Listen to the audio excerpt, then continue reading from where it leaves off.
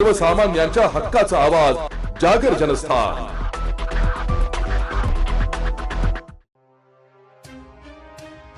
राज्यसभेत केंद्रीय गृहमंत्री अमित शहा यांनी डॉक्टर बाबासाहेब आंबेडकर यांच्याविषयी केलेल्या वक्तव्याची राज्यभरात पडसाद उमटायला सुरुवात झाली असून नाशिक रोड देवळाली कॅम्प बाजारात देखील भीम अनुयायी व सर्व समाजाच्या वतीने अमित शहा यांच्या विरोधात आज दिनांक 19 डिसेंबर रोजी दुपारी 12:30 वाजता आंदोलने करण्यात आली होती। यावेळी काही काळ भीम अनुयायी यांच्याकडून ठिय्या आंदोलन करण्यात आले। नाशिक रोड देवळाली कॅम्प परिसरातील सर्व दुकाने कडकडीत बंद ठेवण्यात आली। अमित शहा यांच्या विरोधात आंदोलन करत अमित शहा यांच्या वक्तव्याचा निषेध केला। दरम्यान यावेळी भीम अनुयायी यांच्याकडून तसेच सर्व समाजाकडून डॉक्टर बाबासाहेब आंबेडकर यांचे फोटो हातात घेऊन अमित शहा आणि भाजप सरकारच्या विरोधात घोषणाबाजी व ठिय्या आंदोलन करत या घटनेचा निषेध नोंदवला गेला।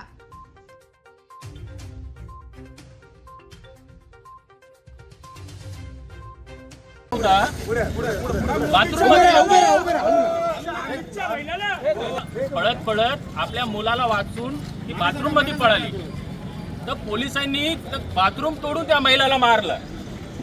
आज माझ्या समाजाच्या लेडीजवर इतकी अवस्था खराब झाली।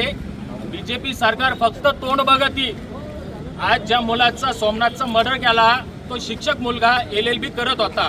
आज समाजाचे मुलं शिकायला लागले तर त्यांना जेलमध्ये मारून टाकण्यात आले।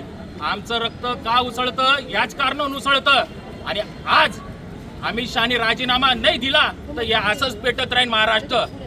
मी इथं तमाम समाजाला एकच बोलतो, मी एक समाजाच्या वतीने बोलतो का जे परभणीमध्ये घडलं ते कुठं घडावं नाही म्हणून महाराष्ट्रामध्ये ही दंगल झाली आहे। आणि बीजेपीची एक चाल आहे, ईव्हीएम विरोधात जर काम करायला लागलं तर आम्हाला दुसऱ्या कामामध्ये व्यस्त करते। आम्ही इकडे बिझी असलो तर आमच्या दुसऱ्या समाजावर हे करते। बाबासाहेबांना दगड फेकायचं कारण एकच झाला का ईव्हीएम वरचा मुद्दा त्यांनी दुसरा टर्न मारून घेतला। त्यांना हे नकोय, त्यांना फक्त एवढं माहिती आहे का समाजाच्या मुलांवर अत्याचार कसे होईल आणि कुठं ते मुलं जेलमध्ये जाऊ। आम्ही जेलमध्ये पण आता जायला तयार आहे। जर मोदींनी राजीनामा नाही दिला, मी परत सांगतो या पोलिसांसमोर आणि न्यूजवाल्यांसमोर सांगतो, मोदींनी जर राजीनामा नाही दिला तर परत या महाराष्ट्रामध्ये आग लागेल। एक आंबेडकर जनतेची आणि सच्चा कार्यकर्त्याची इजाबानी राहील। प्रत्येक वर्षी काही ना काही या देशामध्ये या महाराष्ट्रामध्ये आंबेडकरी जनतेविरुद्ध षडयंत्र रचलं जातं। त्याचप्रमाणे आज देखील काही दिवसापूर्वी परभणीमध्ये या भर चौकामध्ये असलेलं संविधान एक माथे फिरू फोडतो आणि त्याच्या निषेधार्थ आंबेडकरी जनता रस्त्यावर उतरते। तर या महाराष्ट्र शासनाच्या वतीने जी यंत्रणा राबवण्यात येते पोलिसांची, पोलीस आपले काम करतात असं म्हणतात, पण पोलिसांना ज्या पद्धतीने त्या लोकांवरती अमानुष पद्धतीने जो अत्याचार केलेला आहे तो आमच्या आंबेडकरी जनतेला सहन झालेला नाही आहे। त्यामुळे त्या एका आमच्या कार्यकर्त्याला, जो शिक्षित कार्यकर्ता आहे, ज्याने LLBच्या 3ऱ्या वर्षाला तो शिकत आहे आणि ज्या पद्धतीने पोलीस त्या कार्यकर्त्याला मारहाण करतात आणि त्याचा खून होतो, त्या खुनाच्या निषेधार्थ आज आम्ही या आंबेडकरी जनता रस्त्यावर उतरलेली आहे।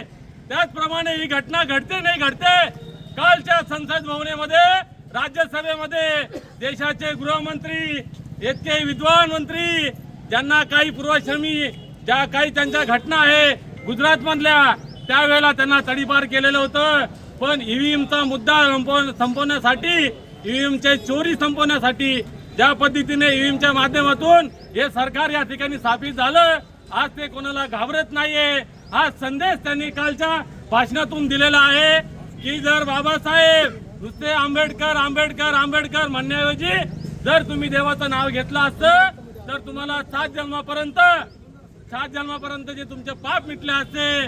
पण माझं मोदींना हे सांगणं आहे की जरी तुम्ही असं स्टेटमेंट दिलेलं असेल पण ही जनता, ही आंबेडकरी जनता हे सहन करणार नाही। आज जरी तुम्ही ईव्हीएमच्या माध्यमातून हे देश सरकार हातात घेतलेलं असेल तर ते आम्हाला अमान्य आहे। आम्ही त्यांच्या समस्त देवळाली कॅम्पच्या आंबेडकरी जनतेच्या वतीने, या सर्व भारतीय नागरिकांच्या वतीने, ज्यांच्या मनामध्ये आंबेडकर आहे, ज्यांच्या मनामध्ये त्यांच्या स्वतःवर देखील ज्यांचा अधिकार आहे, अशा बाबासाहेबांचा जर आम्ही अपमान खपून घेणार नाही म्हणून आज समस्त जनता आज रस्त्यावर उतरलेली आहे। मी समस्त जनतेच्या वतीने मोदी शहांच्या सरकारचा गृहमंत्री अमित शहांचा या ठिकाणी निषेध करतो।